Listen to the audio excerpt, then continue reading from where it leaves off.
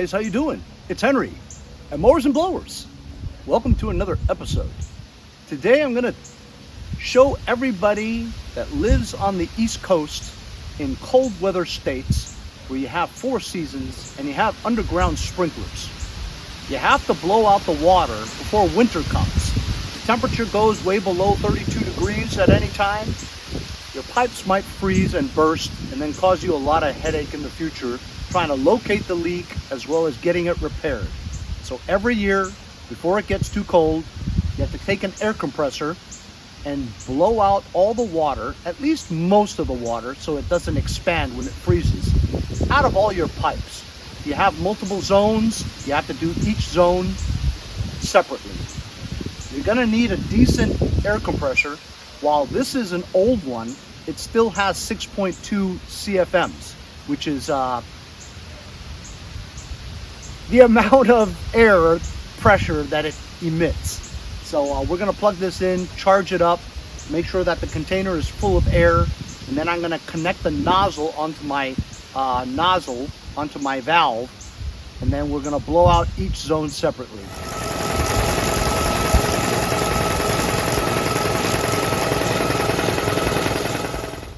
So my air compressor is full now, it's ready to go.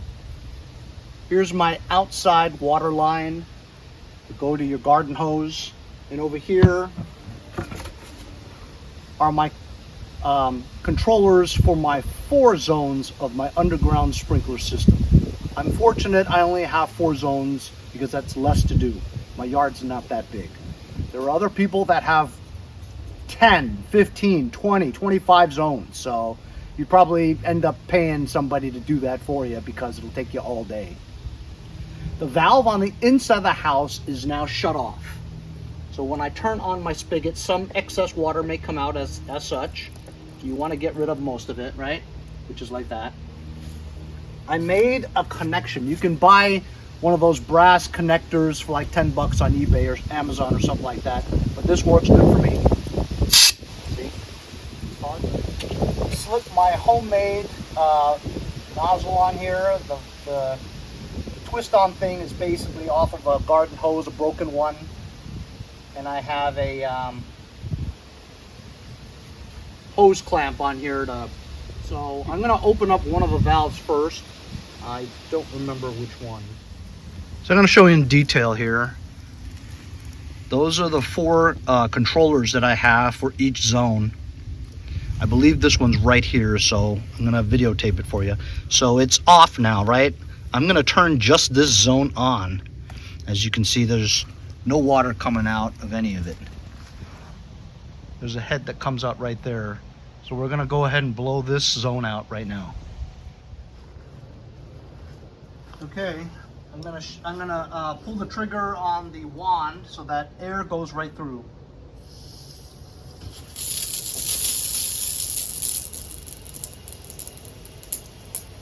I'm going to keep pumping air through this until all the water comes out, and you're going to see that it's going to mist, as if all the pipes are blowing its last few drops of water out of this entire zone,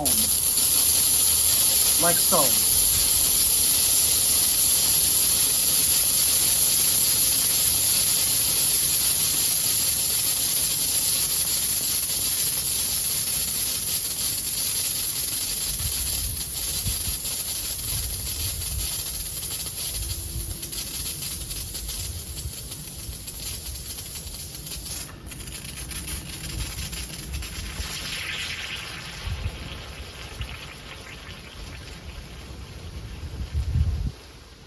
Okay, that worked out good. So now I'm going to shut this one back off again. And I'm going to turn this one on. And then I'm going to recharge my air compressor again. And then I'm going to do this zone 2, then zone 1, then finally zone 4.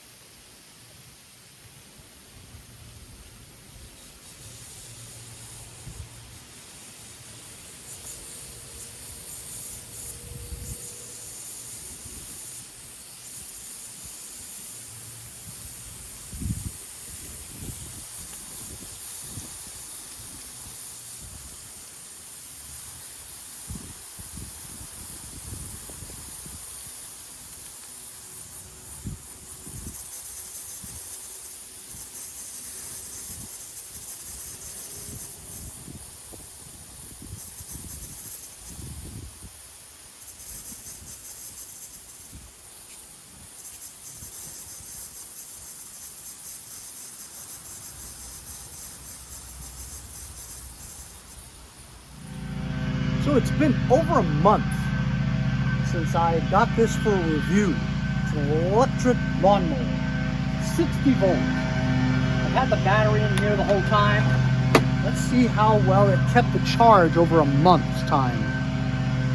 Oh, it's full, not bad. I figure I'd try it and mow my side, because there's a lot of leaves on there. I'm gonna use the bagger today.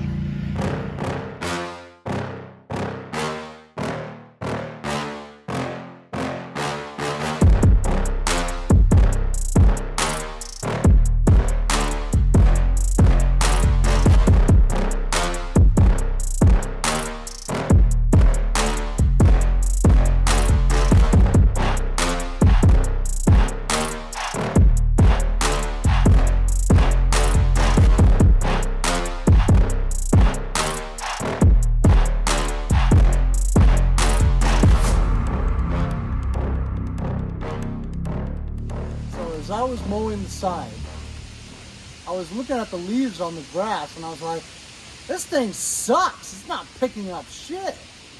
And then when I was finished, I wanted to unbag it. So when I took the bagger off, the mulch plug was in it. That's why it wasn't sucking up the grass, the leaves. So I figured, oh, let me do the backyard. But then I don't really have any leaves in my backyard because I don't have any trees. I took the bag off. Even though I had the mulch plug in there, I went over it again without it and the bagger, and it really didn't pick up that much leaves after all. But then again, to be fair, it was already minced, mulched, so it was harder to pick up, and the grass is kind of moist anyway from the dew.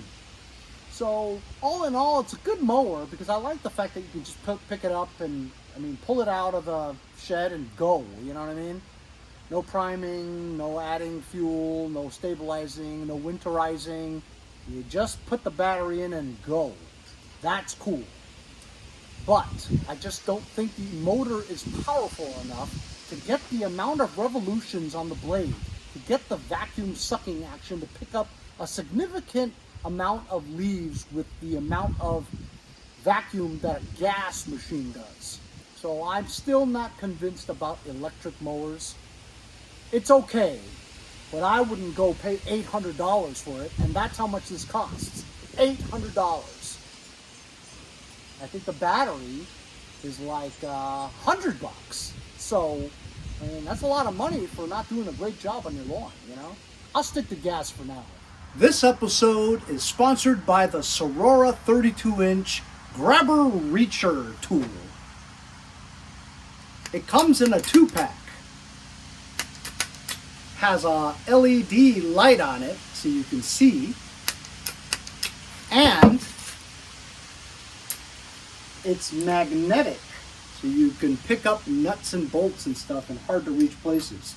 Also, if you're short like me, you can go and reach for things that you can't normally reach without a ladder.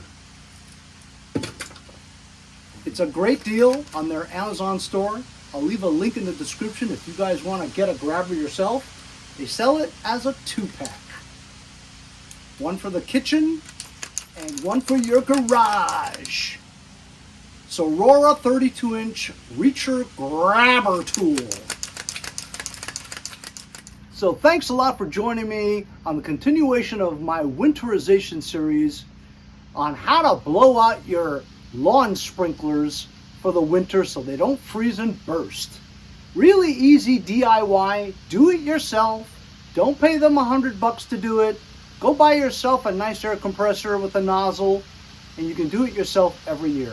It's not that hard, it's pretty easy, and you save money that way. After a couple of years, it paid for itself. See you guys next time on Mowers and Blowers.